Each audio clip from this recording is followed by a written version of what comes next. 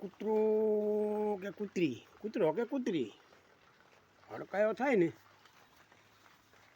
હડકાયામાં તો કોઈને ખબર પડતી હોય, બધાને મળે હડકાયામાં હડકવા હાલે એટલે જ્યાં ત્યાં જાવા મારે કાઢવા ઓલે એને કોઈ મારનારો થતી જાય તો કોઈક મારી નાખે ઝપટમાં આવે તો ને કે પછી 3-3.5 દાડે એના હાથે મરી જાય. એટલે આ અમારા ગામમાં હડકાયા અમુક માણસો થયા છે એટલે એમને કોઈ મારનારો નહીં શકે તો એના હાથે મરી જાય છે ચાક ભટકાઈ, કાં તો મોટો રોગ થશે, કાં તો અટક આવે, કાં તો કે એક્સિડન્ટમાં મળે, કાં તો ગમે કાંક કાંક કાંક થશે અમારા ગામમાં. એટલે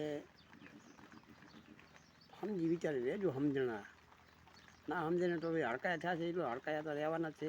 એ 3.5 દાડા રહે છે, લાંબા નહીં રહે. એટલે એને પરમાત્મા ઉપાડી દે છે, કારણ કે અત્યારે સમય કળિયુગ છે એટલે કળિયુગમાં અનિતિનું બહુ બળ હોય. અમે સત્ય સામે લડે એટલે હાનિ તો સત્યને થાય છે, નથી થતું એમ નહીં.